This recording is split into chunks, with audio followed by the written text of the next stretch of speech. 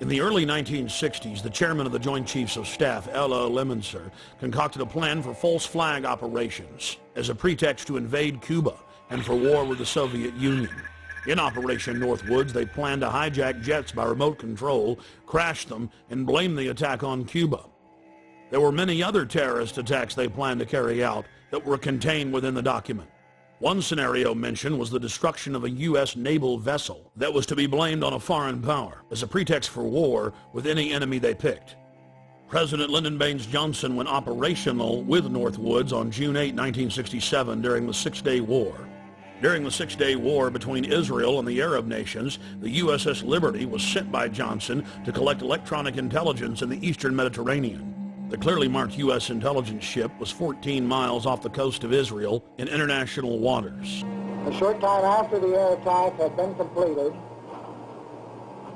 the 3 torpedo boats approached us from our starboard quarter at high speed and in an apparent torpedo launch attitude. Israeli surveillance aircraft flew low over the ship and clearly identified it as an American vessel. At 2 p.m. that afternoon, the USS Liberty was attacked by 3 Mirage 3 fighter bombers.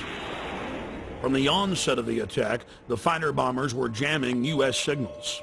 Not only were they jamming U.S. signals specifically, they were also unmarked, the only unmarked aircraft in Israel's arsenal. The fighter bombers strafed the ships with their cannons, dropped conventional munitions and napalm on the ship, repeatedly from stem to stern. After the Mirages had done their work, the ship was hit by medium bomber Dassault missiles carrying napalm and other munitions like white phosphorus. The USS Liberty was then attacked by 3 Israeli torpedo boats bearing Israeli flags. The torpedo gunboats opened fire with high-caliber machine guns and launched torpedoes. A single torpedo struck the ship, blowing a hole in both sides, entering the ship and leaving a 30-foot exit hole when it exploded. Then the torpedo boats began strafing life rafts in the water, an international war crime. While all of this was happening, the oversized American flag flew clearly above the ship.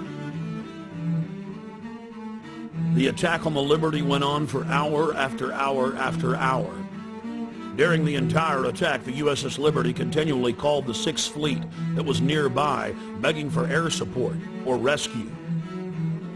2 aircraft carriers in the Med responded by launching fighter aircraft. Unbelievably, they were recalled by the White House. Rear Admiral Geist, then commanding the carriers in the Sixth Fleet, called Washington personally to confirm the recall order. Secretary of Defense McNamara came on the line, and then President Johnson himself told Geist, "I want that goddamn ship going to the bottom. No help. Recall the wings." Imagine being Admiral Geist begging the president to allow you to defend an American ship that's under attack and being told by him that he wants the ship going to the bottom. Despite the fact that the U.S. carriers withdrew their help, a Russian spy ship appeared and witnessed part of the attack.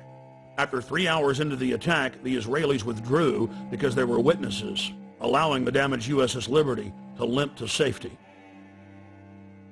40 years after the attack on the USS Liberty, we know exactly what happened. I've interviewed former chairman of the Joint Chiefs of Staff, Admiral Thomas Moore. I've interviewed the admirals that were on the line who heard what President Johnson said. I've even talked to the head JAG officer of the Navy who was ordered to falsify the reports and cover up what had really happened. One of the Israeli pilots has gone public as well, saying that 3 times he refused over his radio to headquarters to attack the ship, saying clearly that it was an American ship in international waters and an ally. He was ordered under threat of court-martial to engage the ship. In a nutshell, this is what happened. President Johnson had personal control over the ship, parked it in the Mediterranean, made a backroom deal with Israel to attack it with an order to kill all aboard. Then the attack on the ship was to be blamed on Egypt. The U.S. would enter the war and take over the entire Middle East. In the aftermath of the attack on the most highly decorated ship in U.S. history, the captain and his entire crew were told they would spend life in prison or be killed if they told anyone what happened. Captain William L. McGonigal was given the Congressional Medal of Honor in secret and told not to tell anyone that he had won the award.